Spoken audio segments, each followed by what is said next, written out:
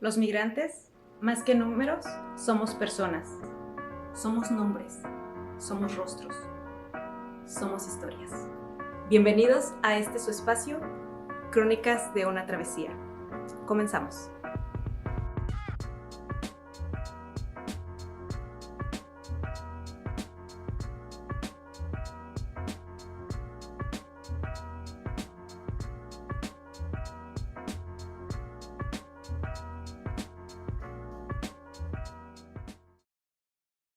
Bienvenidos a su programa Crónicas de una Travesía. Les agradezco a todos los que son parte de este programa por mantenerse y ser leal a este espacio. Muchísimas gracias a todos los que nos han seguido por compartir y estar y ser parte de estas historias. El día de hoy tenemos otra historia maravillosa. Tenemos a nuestra amiga Marisa. Marisa, muchísimas gracias por abrirnos las puertas de tu casa, por abrirnos tu espacio, abrirnos tu corazón para compartir tu experiencia, tu historia, tu travesía. Gracias a ti por tenerme en tu programa. Marisa, ¿de qué parte de Venezuela eres?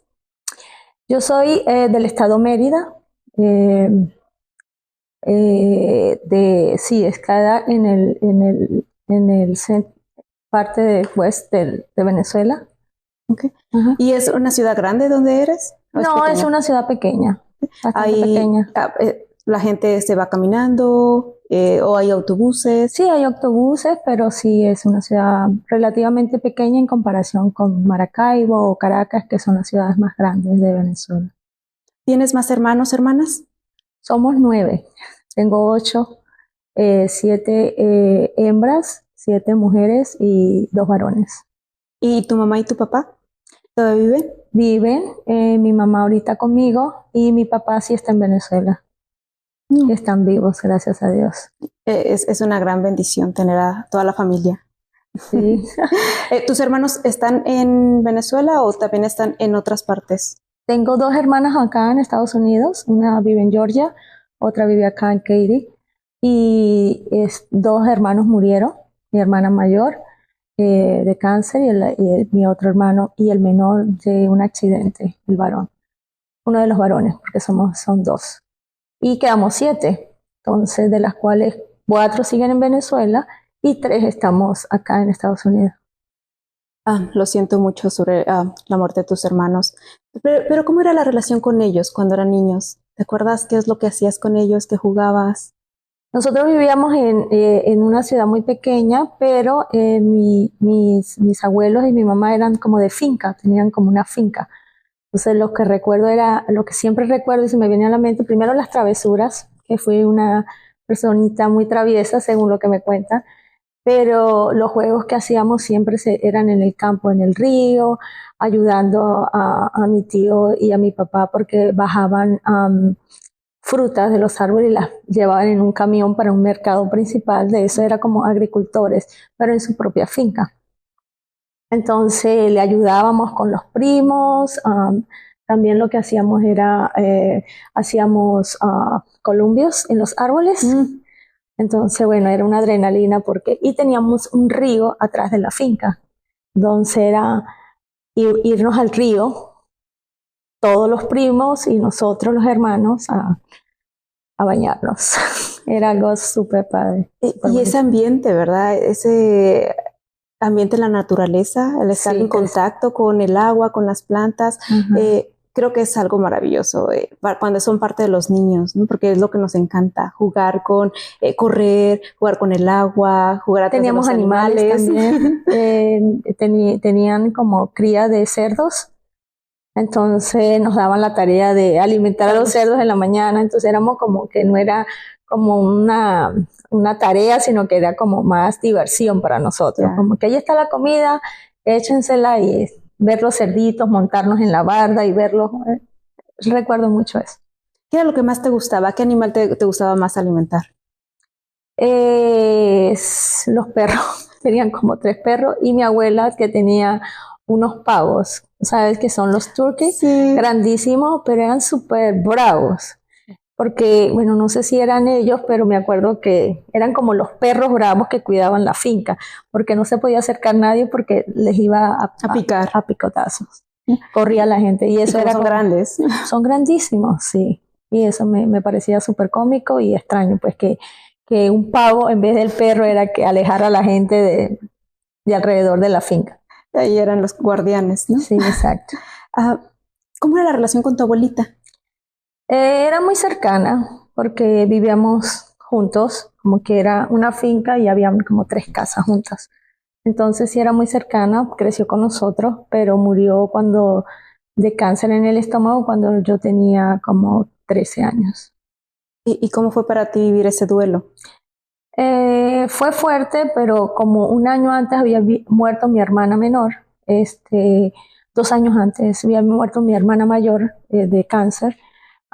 Entonces fue como que pasar de un dolor muy grande A otro. a otro, pero menos porque la cercanía con mi hermana era como que es el anexo familiar es Más como fuerte. más fuerte. Entonces ya yo había pasado un duelo como más fuerte y luego 2 años mi abuela era como un poquito menos, pero para mi edad igual era así como un vacío, como una nostalgia. Dos duelos fuertes en un periodo De 2 años muy aproximadamente. corto. Ujú. ¿Cómo viviste esa etapa? ¿Te acuerdas de algo que te impactó en ese momento? ¿Qué hacías tú a esa corta edad para vivir tu duelo? Yo recuerdo a mis padres llorando, a mi familia más como querer consolarla y no poder. Ujú. Y o sea, lo que recuerdo fue que salí a la calle, como al patio, y como que me dieron o sea, me daba como un vacío. Realmente se dice que el dolor de un duelo es más como sentimental, pero yo sí sentí como un dolor físico. Era como que a esa edad de los 14 años era como algo que yo no podía tener, o sea, que no podía sostenerlo, era como un dolor físico. ¿Lo sentías emocional y Sí, físicamente? y físicamente, pero acá, dentro del corazón, sí recuerdo. Y claro, te hace madurar mucho porque también a raíz del cáncer de mi hermana, mis papás también se divorciaron. Y ahí fue que empezó mi primera emigración y nos fuimos de Mérida a Maracaibo, que está como a 4 horas. Es Es en otra ciudad. en el momento que migras por primera vez, fue a causa del divorcio, porque se separan tus Sí, padres. exacto.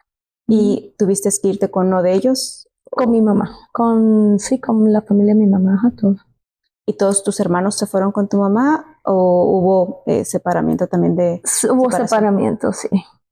12 fueron a Maracay, que fueron los mayores que yo porque yo era como la del medio. Entonces, mi hermana que murió y 2 mayores se fueron a otro estado con la familia de mi papá. Y de nuevo, ¿cómo fue esa parte para ti, para sobrellevar el duelo reciente de las muertes de tu hermana y tu abuela y luego aparte la separación de tus padres? Sí, fuerte, pero quería como un cambio, ¿sabes? Cuando tú cambias de, de esta parte que te recuerda dolor y quieres como comenzar de nuevo, lo vi como un comienzo.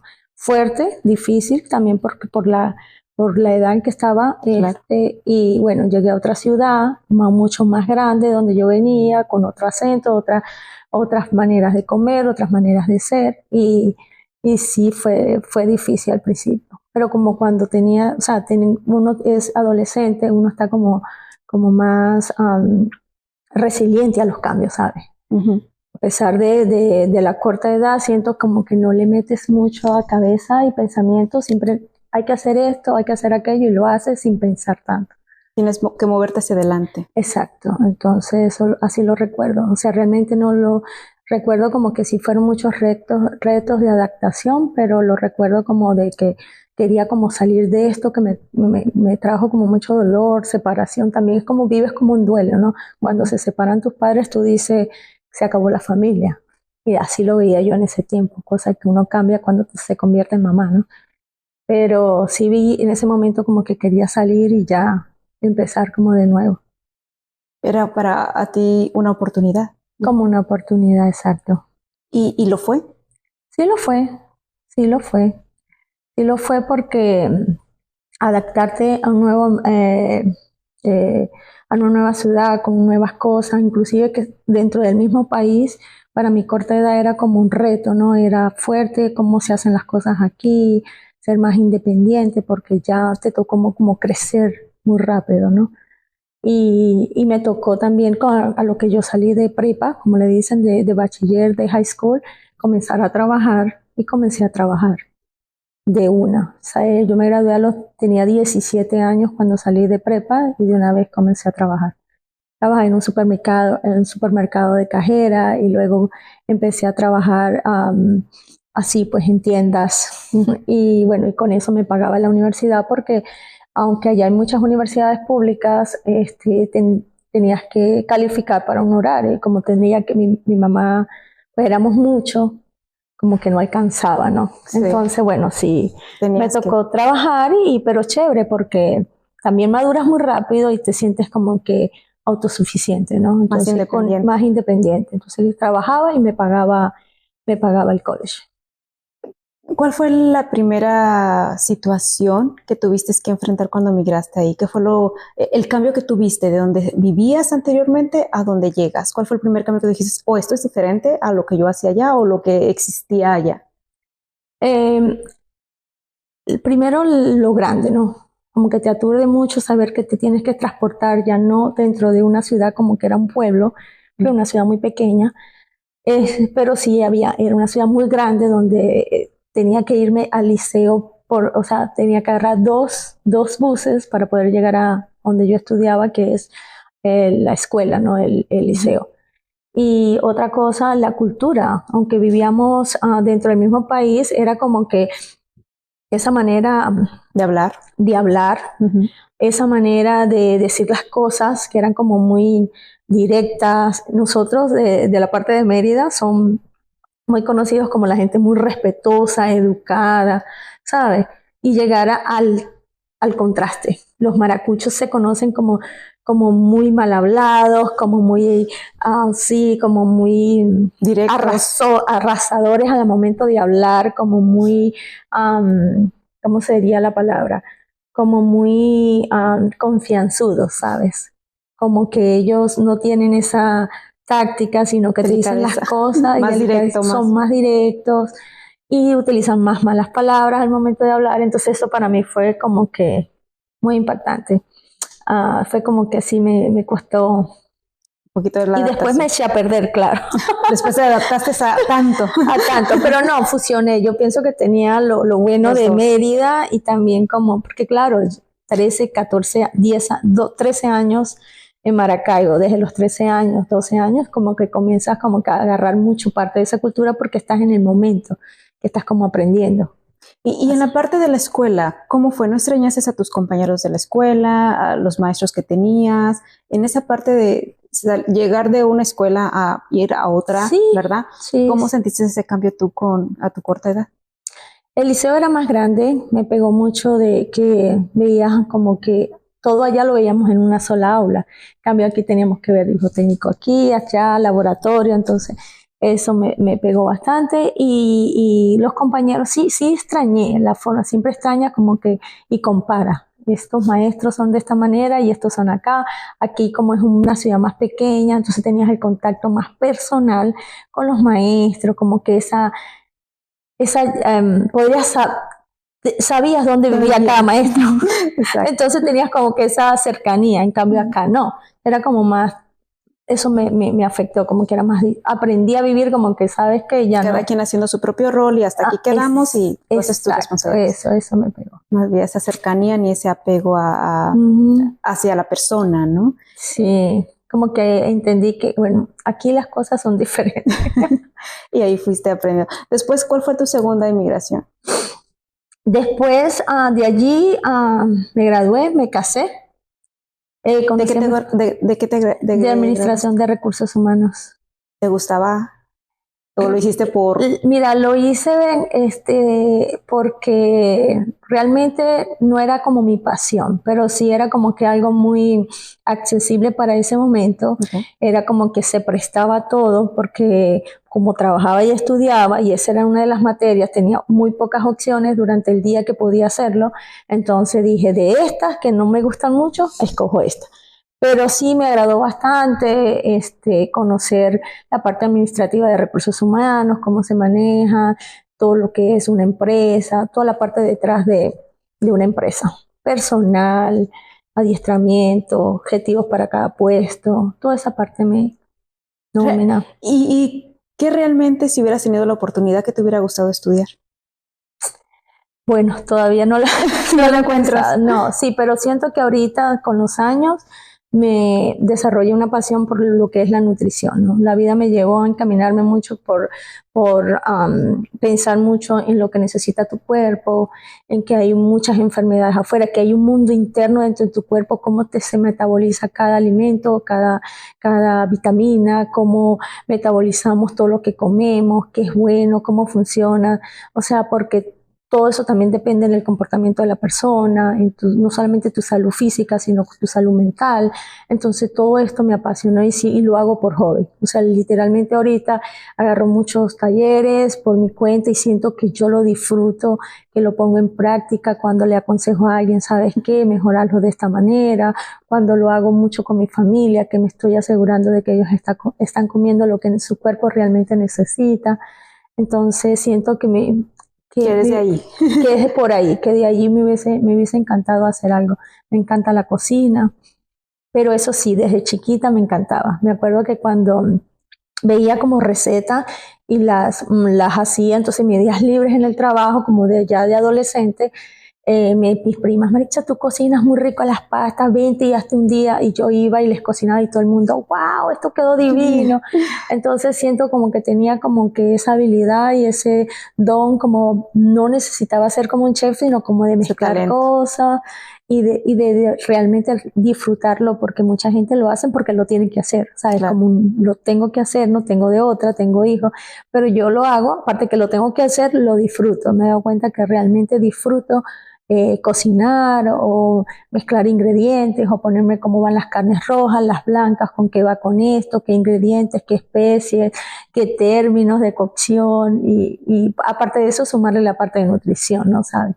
¿Y sabes si tu mamá, tu abuela o alguien de chiquita te inspiró a hacer eso o simplemente surgió de ti? Mi mamá cocina, tiene muy buen sazón.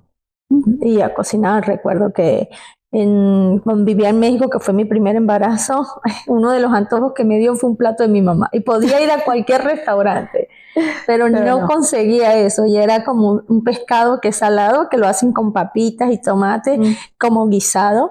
Y yo decía, esto es lo que quiero comer. Y bueno, sí, ella tiene muy buen sazón para las comidas. Pero mi abuela no recuerdo que cocinara mucho, ¿no?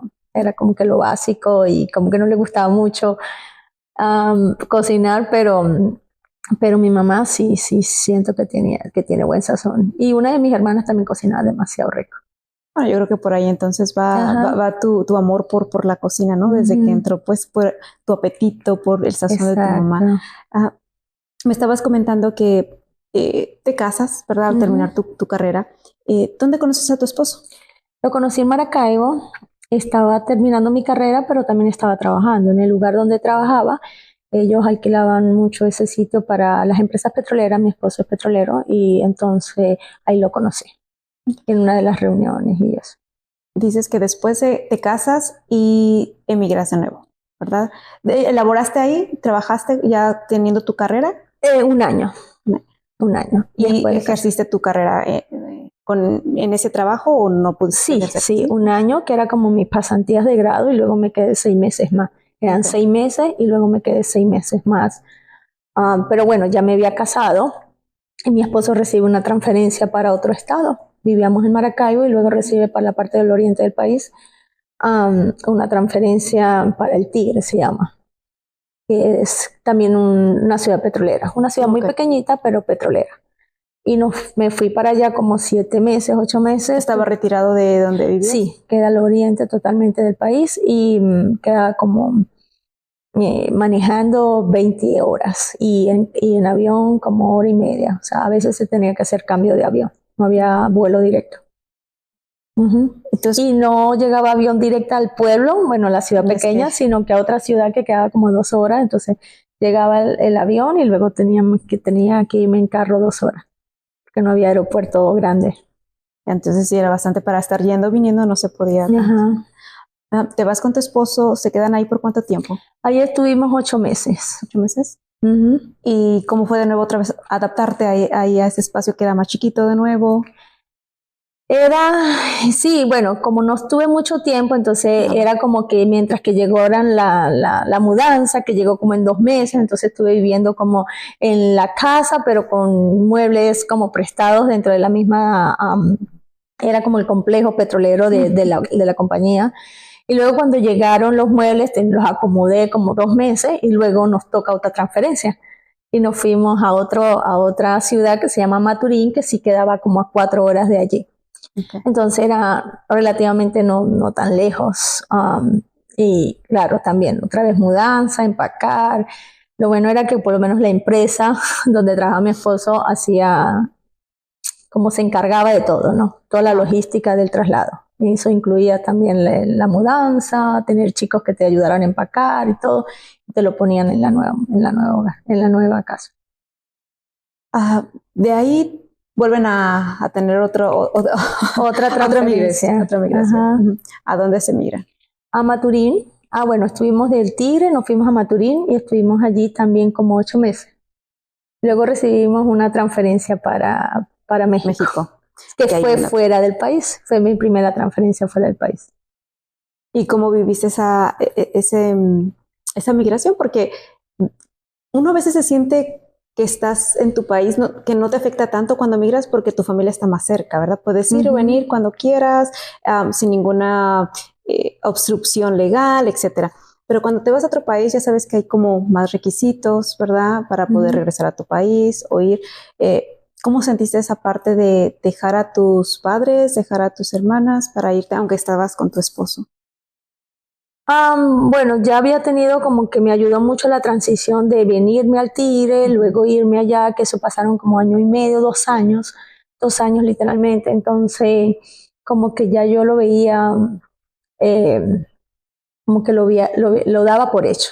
Entonces fue algo como que fue como en transición y me ayudó mucho el hecho de yo mudarme a Maracaibo también cuando tenía 13 años, 12 años, así. Entonces fue como muy, como que ya venía todo dándose, ¿no? O sea, entonces que yo recuerde no fue difícil, sí extrañé a mi familia porque obviamente no la iba a ver tan seguido como cuando estaba viviendo en Maturín, que yo viajaba a Maracaibo o ellos venían. Entonces era como, sí, ya va a ser como una vez al año en vez de hacerlo más seguido durante el año.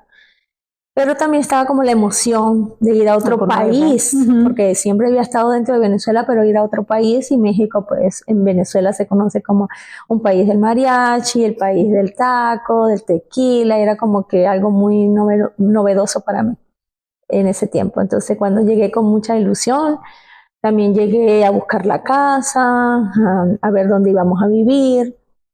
Y lo bueno también que me ayudó es que no tenía hijos, ¿no? En ese tiempo era como que levantar, y la empresa también te daba muchas opciones. O sea, te decía, o te llevas todo o te llevas un container de tanto, pero te damos 20,000, 30,000 dólares para muebles cuando llegues allá.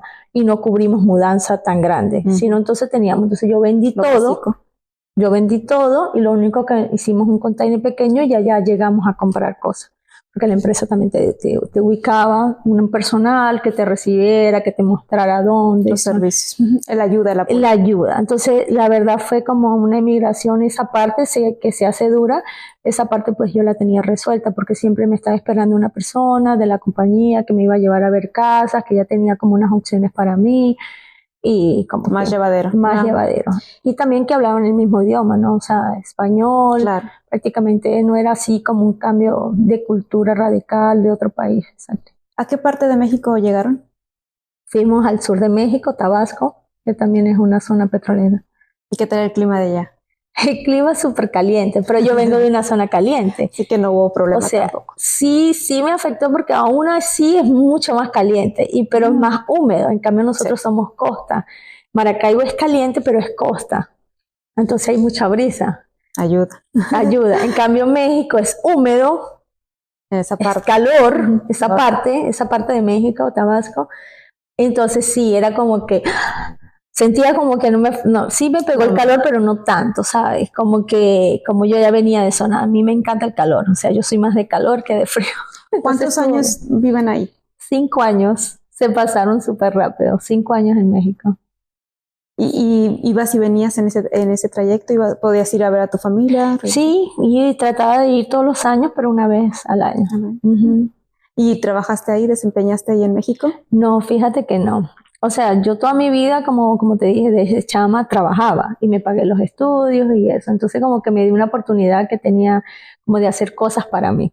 Yo me puse a estudiar estilista por hobby porque siempre me... ¿En México? En México. Okay. Hice como 1 año y medio de estilista, entonces ahí aprendí como que esas cosas de las uñas, del cabello, del cual con lo que me quedé fueron con cortes y con lo que más me apasionó de esa área. Pero no lo vi como para trabajar, siempre lo vi porque algo que me gustaba, para ti. Ajá, que me gustaba hacerlo. Entonces sí, estuve 1 año y medio y luego decidí ponerme a estudiar en la UVM administración contable, porque yo venía de administración de recursos humanos. Me hicieron unas equivalencias y comencé a estudiar administración contable, pero me puse a ver todas las materias básicas del penso de la historia de México, la independencia de México, fueron como muy... fue muy bonito, o sea, porque como me revalidaron muchas materias de la administración, pero obligatoriamente tenía que ver todas esas materias del primer semestre, porque no estaban en mi penso. Y bueno, estudié con muchos chavitos chiquitos, muchos chicos de 20 años, y yo para ese entonces tenía 27. Un poquito más grande. 26. Pero bien, entonces luego quedó embarazada y mi esposo viajaba mucho. Entonces, en ese entonces salía mucho para afuera, ¿no? De México. Y una vez se fue a Dubái por 1 mes y yo porque estaba en el college, yo decía, no puedo, porque estoy en el college. Y luego se fue a Inglaterra otro mes y yo, ¿pero por qué? Me estoy perdiendo estas oportunidades de irme, ¿no? Pero eso me influyó a que yo dejara, pero también salí embarazada y me pegó mucho. Entonces no terminé, hice como 4 semestres en la UEM, tuve la experiencia de compartir, de hacer otra vez de estudiante. Y luego, bueno, ya decidí no inscribirme en otro semestre más porque ya el embarazo, estaba embarazada, mi esposo viajaba mucho y ya teníamos mucha advertencia de que nos iban a cambiar pronto. O sea, no tenía una motivación, nos iban a sacar de México. ¿Tú con qué documento legal o con qué visa entraste a la Ciudad de México? Entré con visa de trabajo a través de mi esposo, la F1. Okay. Y estando ya ahí, estando ya embarazada, ¿verdad? Ya casi pues finalizando tu embarazo, ¿tu esposo todavía seguía en el extranjero o él regresó? Para cuando salí embarazada, él seguía en México, pero cuando yo tenía 6 meses, él recibió una transferencia para Beijing, para China. Okay. Y yo me quedé en México porque ya tenía muy adelantado el embarazo y me quedé y tuve a mi hijo allá. Él vino nada más para el parto y luego se volvió a ir. Y luego, bueno, me sale como que eso fue demasiado fuerte para mí, porque claro, estar en un país donde estaba con la chica que me ayudaba y mi hermana que viajó de Venezuela, mi hermana mayor, ayudarme, fue a ayudarme con el parto del bebé, pero, o sea, como es tu primer hijo, no confías en nadie, ¿sabes? Tú lo quieres hacer tú. ¿Y es tu primera experiencia como mamá? Mi primera experiencia, mi esposo no estaba, tenía que hacer yo mudanza y mi hijo tenía 1 mes de nacido y ya para el segundo mes yo ya tenía que dejar México. Pero todo junto. Todo junto. Y también para ese entonces me salió la green card acá de Estados Unidos porque por mi esposo. Y como yo soy venezolana, tenía que hacer el papeleo por Venezuela. No podía hacerlo. Tenías que regresarte a Venezuela. Tuve que regresarme a Venezuela en plena mudanza y con mi hijo de 1 mes de nacido. Y los papeles en Venezuela ya para ese entonces estaba un poco mal la situación ya política. Entonces era más problema para obtener papeles. Entonces me dijeron en la embajada americana, tu visa, obviamente tu residencia está aprobada, pero no podemos dártela en un pasaporte porque yo ya tenía mi pasaporte lleno y siempre tenía como una... Entonces tuve que quedarme y cuando voy a sacar el pasaporte me dicen que como tenía mucho tiempo fuera de Venezuela, mis papeles habían caído, como tenía problemas filiatorios, como de datos. Entonces ahí me estuve en Venezuela 1 mes esperando que resolvieran mis papeles del pasaporte para poder yo salir. En ese entonces mi hijo tenía muchas alergias. Ya con todo lo que tuve que viajar ujú. O sea, mi leche ya no daba, entonces tuve que suplementarlo, o sea, tuve que darle mi leche de fórmula y mi hijo alergias, eso fue horrible. Y luego cuando me dan el pasaporte, o sea, fue emergencia, me lo entregan y yo me voy a la embajada, me firman el pasaporte, me dan mi green card y al otro día yo compro vuelos para salir a México porque yo tenía que levantar mudanza y me vine a Estados Unidos a esperar que me llegara la green card acá, que me se tardaba. Y mi esposo ya vivía en Beijing. O sea, él no estaba contigo, no estuvo durante Sí estuvo durante el parto, porque pero viajó. no en el transcurso de tu Sí. de tu recuperación, perdón, y irte hasta, bueno, regresarte a Venezuela, ¿no? Y pasar todo el proceso. Bueno, te vienes para Estados Unidos. ¿Con quién llegas a Estados Unidos? Llego en casa de mis suegros, porque mis suegros viven en Tennessee. Ellos también emigraron hace muchos años aquí. ¿De dónde son tus suegros? De Kuala Lumpur, Malasia. Okay. ¿Tu esposo? De Kuala Lumpur, Malasia. También nació allá. Ajá, pero se vino pequeñito para acá. Okay. ¿Hablan español? No, no hablan español, hablan inglés y el chino, cantonés y mandarín. ¿Y cómo fue ese proceso? Porque ¿alguien más de tu familia vino contigo? No. Solamente tú y tu bebé. Mi bebé. Ajá. ¿Y cómo fue ese proceso para poderte comunicar con tus suegros? Pues mi inglés no está muy bien, pero con mi inglés básico y el inglés de mi suegro. Y bueno, y estar allí esperando que me llegaran mis papeles para poderme ir a Beijing. Entonces, esperaste tus documentos acá en Estados Unidos. Aquí en Estados Unidos. ¿A cuánto tiempo estuvieron tus documentos? Mis papeles llegaron rápidos, como al mes. ¿Y viajaste para Beijing? No pude viajar a Beijing porque mi hijo tenía pasaporte mexicano. Correcto. Mi hijo nace en México, le dan un pasaporte por 6 meses. Porque cuando son recién nacidos, un año. Sí, no lo la carita cambia mucho, entonces un año. Por seguridad. Por seguridad. Y cuando yo solicito la visa, que la tengo que ir a hacer en Washington para irme a Beijing, dice que el pasaporte tiene que tener más de un año de vigencia. Entonces era como que no concordaba y yo no podía sacarle un pasaporte a Nicolás nuevo, mexicano, porque decían que todavía tenía 8 meses el pasaporte de vigencia. Ellos no me daban un pasaporte nuevo y la embajada de China no me quería dar mi visa de trabajo porque no me la daba en un pasaporte que tuviera durabilidad menos de un año. Entonces tuve que ir a la embajada de México a exponer mi caso para poder yo salir. Y eso duró como 3 meses más. O sea, yo llegué a Beijing a vivir cuando mi hijo tenía 7 meses de edad. Ya, medio año, más de medio. Wow, increíble. Y yo aquí sola, en la casa de mi suegro, no sola, o sea, sola sin mi pareja, pero en la casa de mi suegro con un bebé recién nacido. Y aparte de tener que hacer todo ese tipo, ¿no? De trámites, tú sola y de viaje, de estar yendo de un país a otro país a arreglar un trámite y con un bebé pues recién nacido. Sí, también. Y con todos los trámites, obviamente, de China y de México lo teníamos que hacer en Washington, porque en Tennessee, donde es mi suegro, no había en Atlanta, por lo menos la de Beijing no estaba en Atlanta, que era la ciudad más cercana, más grande. Y aparte me imagino que tuviste que aprender todo eso, ¿no? Estando de este lado, donde tener que sacar un documento, donde ir, que aquí no lo puedes hacer, que tienes que irte hasta este otro lugar. Entonces, cuando a veces llegas a un lugar y pues cada país lo maneja de diferente manera, ¿no? También es ir aprendiendo. Cuando llegas a Beijing, platícame un poquito esa adaptación. De nuevo, ¿cómo fue? Eso sí fue difícil. Eso sí fue difícil porque todavía para esta parte de América, ¿no? De todo lo que es América, como que comemos lo mismo, como que somos parte de la misma cultura, parte, ¿no? Inclusive los americanos, ¿no? Siempre como que, aunque sea otro idioma, como que cuando la comparas relativamente con otra parte, ahí te das cuenta que sí somos un poquito más diferentes.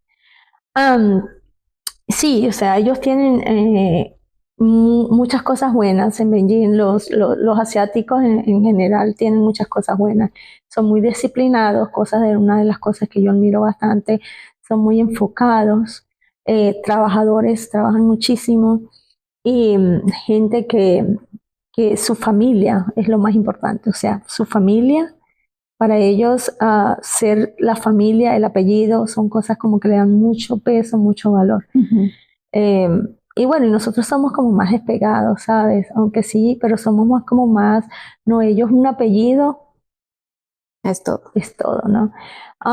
También o sea, me sorprendió que ellos todavía en este siglo se controla mucho la natalidad en esos países, entonces la gente tiene que tener un solo hijo por familia. Y, y también se da un comunismo, allá no hay las redes sociales, allá no existe Facebook, pues mantienen controlada un poco la sociedad. No es el comunismo que tú ves como que, no, pero sí es un comunismo como controlando lo que la gente ve, ¿no? O sea, como que yo te... Y eso todavía no existía tampoco en Venezuela cuando tú vivías. Ah, no, O sea, era parte que a pesar de que se considera, ¿verdad? Parte de un comunismo, pues no estaba tan marcado. Cuando yo salí de Venezuela en el 2006 prácticamente. ¿Tu esposo habla español? Sí, él aprendió a hablar español porque cuando él se graduó aquí en Estados Unidos de ingeniero químico, él recibe su primera transferencia a México. Y él aprendió allá porque una cosa cuando tú trabajas, aprendió cuando llegó él a Venezuela, él hablaba español, pero obviamente no perfecto. no perfecto, pero sí hablaba medio español. Y ya, bueno, conmigo, hablándolo día a día, lo ha perfeccionado, inclusive mucha gente se asombra porque él habla fluido español, con chistes, con acento. O sea, la gente se queda así como que... Buena maestra. Siempre le digo que soy yo, que yo soy la razón porque su español es muy bueno. Y cuando tú llegas allá a Beijing, pues parte de no sentirte, me imagino que no te impactara tan fuerte ese cambio, era porque tenías una a tu bebé y otra a él. Ajá. Siento que tal vez puede ser ese Me pegó mucho pilares. Toda la parte de pediatras, doctores, la comunicación. Me pegó mucho. Bueno, yo empecé a recibir clases porque la compañía también nos pagaba o se encargaba de pagarnos las clases del idioma. Y tomé como clases de como 3 veces a la semana iba una chica a la casa a enseñarme. Y yo recuerdo que, bueno, te enseñan como que, bueno, la parte del dinero, a contar, a comunicarte como quiero esto. Lo básico. Lo básico, ¿no? O sea, sí te enseñan, pero bueno, en ese entonces era como que yo recuerdo lo básico, y que cuánto cuesta esto, en el idioma, pequeño, grande, frío, chiquito, ¿no? Y yo me recuerdo que al principio yo tenía una persona. También hay una ley, ¿no? Que no puedes manejar. Tienes que 2 años viviendo en Beijing y luego optar para una licencia de conducir. Una licencia de conducir. No puedes llegar y manejar de una vez. Hay unas reglas, ¿no? Se maneja del lado izquierdo. También las placas se pagan, entonces no, o sea, depende de, o sea, hay muchas diferencias. O sea, y claro, es muchas trabas para poder manejar al principio. Y claro, si no conoces el idioma y no conoces, menos todavía, ¿no? Pero sí son un poquito rudos manejando porque allá no respetan las leyes de tránsito, entonces para mí eso fue bastante fuerte. Allá está sobrepoblado, a lo mejor por eso es una de las razones porque ellos tienen un control de natalidad tan grande, pero entonces donde tú llegas hay mucha gente, ¿no? O sea, muchísima gente y eso para mí me aturdía un poco, porque ibas a un supermercado y eso era gente y como ellos es mucho de supervivencia y de competencia, porque nada más puede tener un hijo por familia. Ese hijo tiene que ser excelente, ¿no? Claro, para seguir dejando la descendencia, ¿no? Él tiene excelente porque también se encarga tanto de la familia de la mamá, de los abuelos y de la familia del papá, porque es un solo hijo. Entonces ellos siempre, eso ha desarrollado en ellos mucha competencia, también mucha depresión, porque cuando no consiguen salir, bueno, ella se ve mucho el suicidio en las universidades, porque si la máxima nota aquí es 100 y ellos sacan 98, para ellos no pueden tolerar eso porque tienen el peso de la familia, ¿no? De todos los lados. Entonces sí, esa parte para mí fue como una de las cosas más negativas que yo todavía en este siglo se esté viviendo, pero que no se sale a la luz, ¿no? También la parte que son disciplinados pues tiene mucha ventaja, ¿no? Ellos consiguen, estudian, trabajadores, pero en pequeñas cosas como en hacer una cola para ir al supermercado, ellos llegan y se colaban o como caminan tan rápido, entonces te tropezaban y no había esas normas de educación que uno, perdón, disculpe, eso a mí me afectó porque ellos te podían tumbar y adiós, gracias, chao. Y te quedas, levántate como puedas. Sí, no, entonces para mí eso era fuerte y rudo, que eso fue una de las cosas que a mí y que son muy, como que hablan muy fuerte. Entonces, porque tú piensas que están peleando, pero es la manera de entonación de los tonos de su lenguaje. Que, Eh, Me estabas comentando también que por parte de tu hijo, cuando ibas al pediatra, esa parte fue de las que te afectó más, ¿verdad? sí. Porque no había alguien que te pudiera ayudar a traducir o simplemente, ¿cómo te comunicabas tú con el pediatra o con las enfermeras? Bueno, gracias a Dios nada más pues ibas a los chequeos, como estaba bebé todavía, iba a los chequeos, como que chequeos médicos de su desarrollo, como iba. No, no, gracias a Dios no se me llevó a enfermar allá, Nicolás, pero sí, como que era muy limitante porque el inglés allá no es tan, y mi inglés era muy básico también. Entonces era como muy, inclusive mi esposo me acompañaba y igualito era como, Ya, no, choque. sí, porque no había una comunicación como muy... A detalle, fluida, ¿no? Sí, sí, era como muy básico y eso, o sea, sí me afectó bastante. ¿Cuánto Y tiempo duraron viviendo allá? mi esposo duró 2 años y yo sí duré como año y cuando Nicolás tenía como un añito y algo, O como sea, pasadito. Ajá. ¿y por qué decides regresar antes que tu esposo? Yo decido regresar porque cuando eso mi hijo ya tenía como 1 año y 3 meses, 4 meses, o 6 meses, casi iba para los 2 años, año y medio. Y empiezo a verle síntomas como que de su desarrollo no van como deberían los niños desarrollarse, ¿no? Mi A la hijo, edad que a la edad deberían, de ¿no? él, ¿no? Ujú. Y aunque Nicolás fue mi primer hijo, yo tengo sobrinos, yo sabía que algo andaba mal, como mamá me daba esa corazonada de que Nicolás pues no estaba bien. No sé si fueron por muchos cambios, no sé si fue por todos los traslados a corta edad que él tuvo, que no tuvo como esa, Consistencia, esa sí, en un solidez. lugar, Ujú. no estuvo papá tampoco cuando tenía 8 o 9 meses, entonces como que no sé cuál fue la razón, pero él recibió su diagnóstico acá en Estados Unidos de autismo, él tiene autismo, entonces para mí mi primer hijo soñado, ¿sabes? O sea, ¿qué pasó acá, no? Y una de los países o de las ciudades donde está más desarrollada la parte del desarrollo neurológico en los niños es Houston. También am, tenía otra de las cosas que sumaban para seleccionarlo como país, como ciudad, era que es una zona petrolera. Entonces era más fácil como que mi esposo consiguiera un Un traslado trabajo. acá, ¿no? O que se lo consiguieran acá. Entonces recuerdo que yo le dije a mi esposo, o sea, cuando ya yo viajo para una Navidad, yo le digo a mi esposo, fui a Venezuela porque el invierno en Beijing era muy largo y era como menos 20 grados centígrados. Entonces estaba esperando que pasara un poco para poder regresarme. Pero en esa estancia en Venezuela yo llevo a mi hijo al pediatra, se enferma de un virus y luego cuando él sale, pues se empeoró la situación del hospital. Él queda hospitalizado como por una semana porque le dio como un dengue, que es como parecido al dengue. Y luego se empeoró la situación en su desarrollo, no dormía bien, era como que no respondía por el nombre, estaba más disperso, no tenía focalización. Ah. Y ya yo lo llevo a un pediatra en Venezuela. Entonces, como los países de nosotros son más directos, me dijeron, él tiene síntomas de autismo. Y claro, yo me voy a hacer como que un balde de agua fría con hielo que te tiran encima. Y yo, ¿qué es esto, no? Claro, Y luego cuando yo empiezo a buscar en internet y era el niño balanceándose, golpeándose distintos y síntomas. eso, y veo muchos síntomas relacionados. Entonces le hacía checklist, checklist y seleccionaba todo, ¿no? Esto no responde por el nombre. Te empiezas a informar. Me empiezo yo a informar, pero desde el miedo, ¿no sabes? Buscando Claro. internet, que a lo mejor a veces no es la mejor fuente. De regreso, llamo a mi esposo y le digo, no me regreso a Beijing. Me voy a, Mi esposo está en Beijing.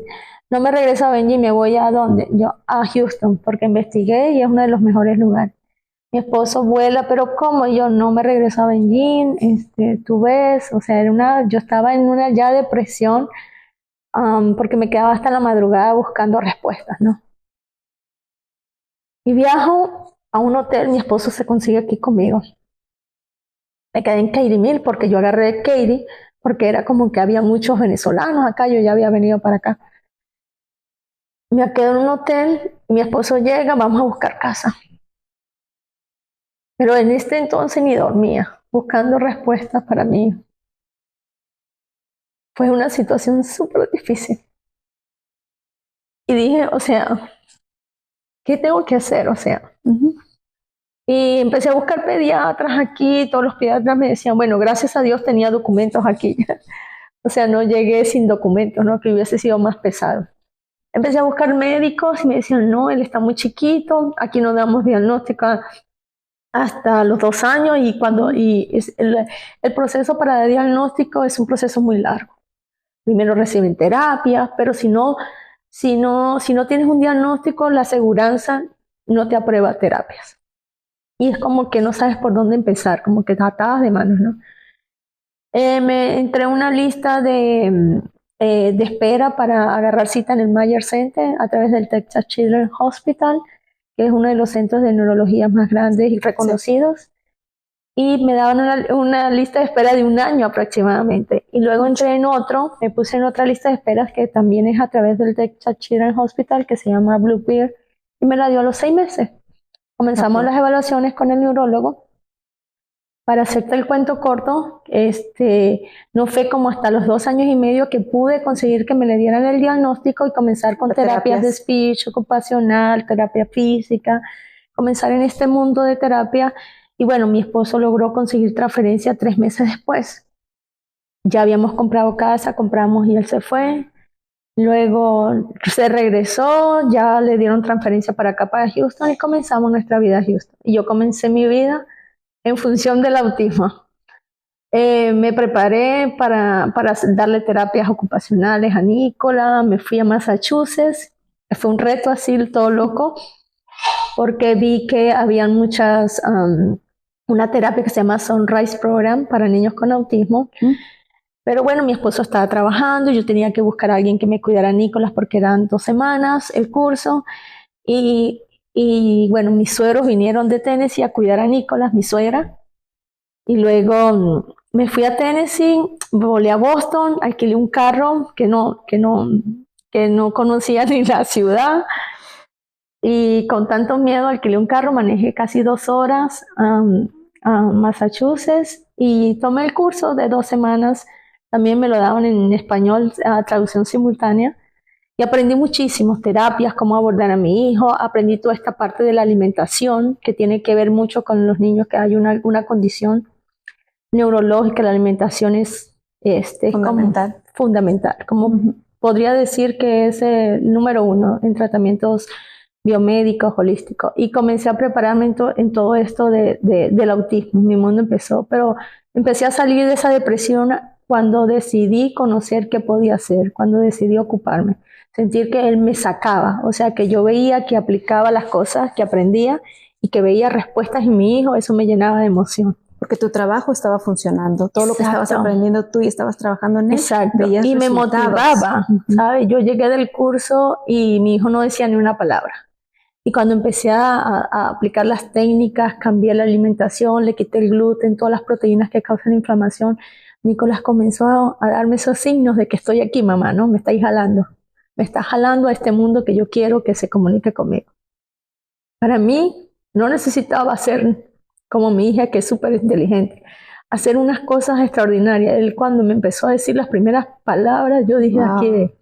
Y para mí, o sea, como si hubiese ido a la luna. Cada reto que vivo con Nicolás, por más pequeño que sea, para él es un gran esfuerzo y para mí también y para toda la familia. Entonces yo lo valoro al máximo. Y así es. Y como muchas mamás que viven la misma experiencia que tú, ¿verdad? Sí. Que tienen que llevar esos retos con sus hijos. Exacto. Y esos cambios. Porque como en tu caso, tu última migración que has hecho, pues fue para el bienestar de tu hijo. Exacto. La razón por el amor que le tienes a tu hijo, ¿no? Y que ahí están... Y que cada persona tenemos nuestra historia y nuestra razón por la cual emigramos al lugar, al sitio donde nos encontramos, ¿no? Y en este caso yo creo que no haría cualquier madre. Exacto. ¿no? Por el bienestar de su hijo, de sus hijos. Así por eso hemos hecho muchas decisiones. Mi esposo tuvo que renunciar a la industria petrolera porque era como que ya nos tenían que transferir y ya mi esposo había rechazado 3 transferencias y la empresa pues... Eso ya no más, ¿no? No, ya mi esposo estaba haciendo su plan B, estaba estudiando unas licencias para ser asesor financiero porque él dijo, ya yo no voy a poder decir más que no. Exacto. Y yo sé que en otro lugar no iba a conseguir los beneficios, ni los programas que hay para niños con autismo, ni iba a conseguir unas terapias para Nicolás, y para ellos los cambios. Ellos siguen mucha estructura, ¿no? Ellos aprenden y se adaptan a una estructura. Y yo sabía que iba a tener un retroceso grande, que a lo mejor no iba, o sea, que el lugar perfecto para él era acá.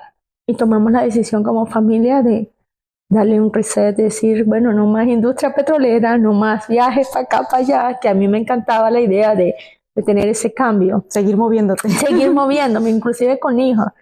Pero yo decía, no puedo porque Nicolás necesita más estabilidad, yo necesito que él tenga mejor calidad de vida, donde hayan programas.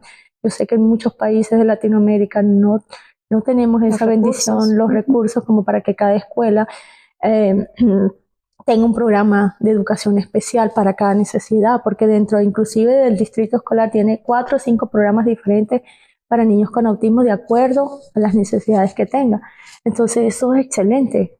Y hasta dentro del mismo, de los diferentes distritos, diferentes ciudades, estados, hay diferentes programas, no todos son iguales y no todas las reglas aplican de una forma natural y normal para todos. O sea, es como varía, cambia. Inclusive dentro de los mismos distritos escolares. Exacto. El distrito de Cypress tiene unos programas, el distrito de Richmond, el distrito de Katy, o sea, inclusive dentro del mismo estado, o sea, hay muchos programas que a lo mejor pueden beneficiar o no, o puede ser una limitante para aquellos niños que los necesitan. Y esa es la razón por qué Katy es muy cotizado a la hora de buscar colegio, porque siempre buscan los programas que tienen. Es lo que se basan los papás para ir en búsqueda, ¿no? Para lo mejor para sus hijos. Pero incluso pues para la gente que nace en el mismo país, que está en el mismo país, conocer todos los servicios a veces es difícil. Y más cuando son para abogar para niños con capacidades diferentes o con necesidades especiales o con un diagnóstico, como lo quieran llamar, ¿verdad? Pero de cierta manera es difícil navegar el sistema, conocer y agarrar los recursos. Entonces, esa parte para ti, ¿cómo te ha ido? O sea, ¿cómo ha sido ese proceso para ti? ¿Te ha sido fácil? ¿Se te ha complicado? ¿O algunos recursos tal vez que no conozcas todavía? Bueno, sí es muy difícil inclusive para las personas que son de acá, porque va a depender de tú como mamá lo que decidas hacer. ¿A qué me refiero? Que hay muchos programas y hay mucha ayuda afuera, pero necesitas buscar esa orientación. Hay muchos grupos aquí inclusive en el estado de Texas, donde te orientan, donde te dicen, mira, esto es lo que hay, estos programas. Entonces te dicen, inclusive te capacitan a ti como papá para que tú seas como el abogado de tu hijo, la voz de tu hijo para esos tipos de eventos, cuando tienen algún problema, cuando tienen algún reto en el colegio, cuando realmente quieran demandar, porque los servicios están allí, ¿no? Conocer las leyes, hay un manual de leyes, claro, hay unas leyes súper chiquitas que tú dices, aprendérmelas se me hace difícil, pero hay muchos advocates que tú puedes pagar un curso con ellos y decirle, mire, ¿qué es lo que yo tengo que hacer? Inclusive cuando tú vas a una reunión en el colegio, en el distrito escolar, donde se hace anual para cuando tienes niños con alguna condición que requiere de algún servicio especial, ellos hacen una reunión, tanto la directora, un grupo de los que todos están involucrados con tu hijo. Y tú te tienes que capacitar. A menos que vayas con una persona que le tienes que pagar y normalmente cobran caro, $500 media hora, que te represente y que tú les des la autorización para lo que requiera tu hijo, porque esa persona se sabe todas las leyes. Pero realmente lo mejor es que te involucres de tal manera que no es que vayas a la defensiva, sino que digas, bueno, mi hijo, tú conoces a tu hijo más que nadie. Dice, mi hijo aprende más a través de la música. Si tú no conoces la ley, que existe un programa de ayuda para que a través de la música le den una terapia, le introduzcan contenido académico a tu hijo a través de esa habilidad que tiene, tú no la vas a poder exigir en el colegio. Entonces la mejor idea, la mejor manera siempre va a ser informarte, no dejarlo todo por hecho, porque a lo mejor por reducciones de presupuesto, el Estado le da un presupuesto al distrito escolar y él lo tiene que rendir. Si él puede evitar que el papá sepa de que tu hijo tiene estos beneficios, lo va a evitar, porque va a tener que sacar para todas las áreas. Entonces, pero si tú no conoces el beneficio y la ley que tiene el Estado para todos los beneficios que tiene tu hijo en el distrito escolar, tú no vas a poder ni siquiera preguntar por ello, porque no la conoces. Siempre la información va a ser tu mejor herramienta para poder defender a tu hijo, siempre la información. Y otra de las cosas, siempre llegar a un consenso con la maestra principal, el teléfono, siempre tener esa conexión. Mira, mi hijo aprende de esta manera, sabes que mi hijo está viendo esta experiencia en la casa, si tiene ese tipo de comportamiento, por favor. La comunicación. La comunicación. La comunicación va a ser la mancuerna perfecta para que lleves una buena relación entre, ayudes a tu hijo, siempre que sea para ayudar a tu hijo, siempre va a ser la mejor manera de que te comuniques con tu maestra, con las personas que están encargados, todo el equipo, porque está terapias ocupacional dentro del colegio, también tienes terapias de speech, también tienes terapia. Todos los recursos, ¿no? Entonces, resumiendo, pues 3 tips, ¿no? La primera, informarte de los recursos, informarte de la condición, informarte de todo lo que encuentres basado en las necesidades de tus hijos. Número 2, ser advocate, como dices, ser tu propio abogado, ser el propio abogado de tus hijos, abogar por los servicios, por los recursos, por los beneficios, por los derechos de tus hijos. Y en tercer, mantener una comunicación con todas esas personas que van a estar en el círculo, ¿verdad? Para ayudar al crecimiento y el desarrollo de tu hijo, ¿verdad? Maestros, Exacto. terapistas, etcétera. Marisa, para terminar, bajo tu experiencia con todas estas circunstancias que has vivido, todas estas migraciones que has tenido, ¿tú qué les dirías a toda esa gente, ya sea de tu país o de otros países, que deciden emigrar por cualquier razón, ¿verdad? Que ya acaban de emigrar o que están pensando emigrar por cualquier circunstancia? ¿Qué les dirías tú bajo tu experiencia a ellos? Mira, como lo acabas de decir, cada situación es diferente, ¿no? Cada motivo porque la persona decida salir de su zona de confort, de emprender, es diferente. Para unos puede que tenga las facilidades que a lo mejor yo tuve, ¿verdad? Que tengas esas personas que están detrás, ayudándote a mover, ayudándote a conseguir. Para otros les toca más difícil. Yo siempre le digo a la gente que mire cualquier cambio como una oportunidad de cambio, de comenzar de nuevo, como que Dios y la vida te está dando una oportunidad de hacer las cosas diferentes. ¿Y qué tal si las hacemos diferente pero de la mejor manera, ¿no? Muchas veces la gente agarra y toma una decisión con los ojos cerrados, ¿no? Por X situación me voy, como situación Venezuela ahorita, situación económica, situación de enfermedad, dicen me voy a Estados Unidos. Pero las cosas a veces no son solamente tomar una decisión, implica más que requieras información, cómo es este país, que te tomes el tiempo de investigar, de decir, de saber cómo es allá, dónde voy a llegar, cómo funcionan las leyes allá. ¿Por qué? Y que basada en esa información te sirva como para educarte y para informarte y para que llegues con más bases, ¿no? Pero tampoco que tengas tus expectativas tan altas, ¿no? Porque cuando tú llegas a un sitio y no tienes tanto para todo, cuando tus expectativas son tan grandes, puedes llevarte una decepción cuando las cosas no salen como tú las tenías planeadas.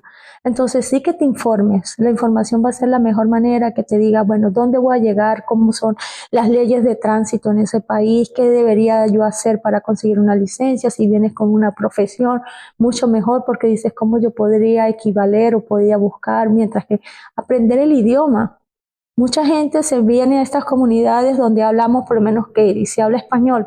Texas, como está pegado con México, se tiende a hablar español más en comparación con las ciudades que están más hacia el norte.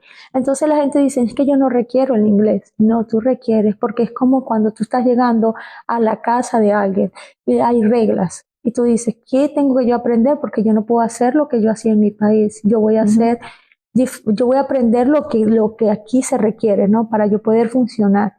Entonces, si puedes aprender el idioma lo antes posible, aprende el idioma, aprende cómo se manejan circunstancias tanto de tránsito como cuando compras una casa, que te informes muchísimo, porque esa va a ser la diferencia a que no cometas tantos errores. Claro, para tener una adaptación lo mejor posible, ¿no? Y te adaptas más rápido, que no muestres resistencia. Mi primera emigración con México fue mi primera emigración fuera del país. Obviamente comparé mucho. Es que en Venezuela hacemos las cosas así, pero aquí no. Entonces, claro, siempre va a ser lo mejor lo que tú. Pero cuando yo entendí, cuando yo salí de México, para mí yo lo sentía como mi país. Primera vez yo lloré en el aeropuerto porque yo sabía que ya no iba a regresar, a diferencia como Venezuela. Que había una razón por la cual yo iba a regresar, que era mi familia. En México no. Pero sentía que era parte de mi México. O sea, ahí nació mi hijo. Yo tenía amigos y yo decía, ¿por qué siento una cosa aquí tan fea, no? Porque era diferente, o sea, yo lo amaba, pero yo sabía que ya no cuándo iba a regresar, como en Venezuela, que siempre, tengo mi mamá, tengo mi papá, yo regreso a Venezuela. Claro. Y yo lo que hice fue agradecerle a la vida porque me está dando una oportunidad de conocer la cultura. Entonces yo decía, bueno, pero ¿por qué se comen el aguacate así, como en puré?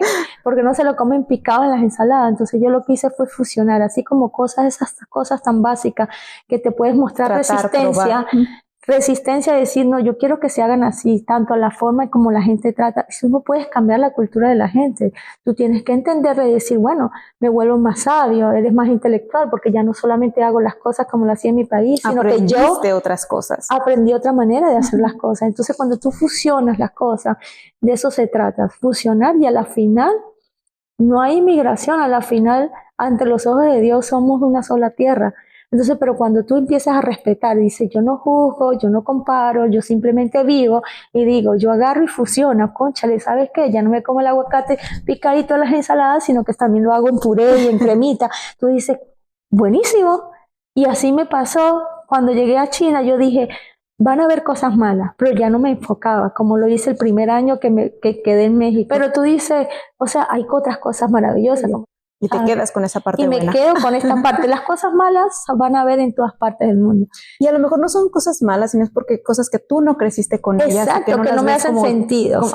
No las ves de la vida cotidiana. Exacto. Para ti, ¿no? Entonces, bueno, lo que te haga sentido y haga resonancia con lo que tú eres y con tu ser, tú dices, bueno, esto lo agarro. Y lo demás lo dejo allí porque cada quien, ¿no? Pero eso sí, o sea, que te vuelves más sabio, que veas la migración como una oportunidad de cambio, de hacer las cosas diferentes, de volver como a nacer. Entonces, cuando ya yo me quedé acá en Houston, yo sentí como que tomamos la decisión, ya no voy a tener esa emoción de llegar a un país, otro idioma, ¿sabes? Otras personas. Era como que eso te quedas más estable, ¿no? Me quedo más estable y como que extrañé, como que extrañaba esa oportunidad que me está dando la vida de poder irme a conocer otro país, otra lengua, no sé, otra cultura. Pero tus circunstancias pues fueron las válidas, claro, y fuertes. Y que cada quien tiene la razón por la que uno va a hacer las cosas, ¿verdad? Y que a veces no las esperamos, o sea, no las buscamos, ¿no? No las deseamos así de, yo quisiera irme de mi país para siempre y ya no regresar. Yo quisiera quedarme en el país para vivir. A veces no las buscamos, sino simplemente llegan. Y eso es lo maravilloso. Muchísimas gracias, Marisa, por compartir tu historia, por ser parte de este programa, por abrir tu corazón, tu espacio, y a todas las personas que nos están escuchando. Quédense con nosotros, sigan escuchando estas historias, compartan, sean parte de nuestro programa, denle like, suscríbanse y sigan escuchándonos. Así que hasta la próxima, nos vemos. Gracias y nos vemos en el próximo video que se compartirán todos los miércoles. Comparte tus comentarios y tus historias con nosotros y recuerda que la esperanza solo la encontrarás en el alma y el corazón del migrante. Hasta la próxima.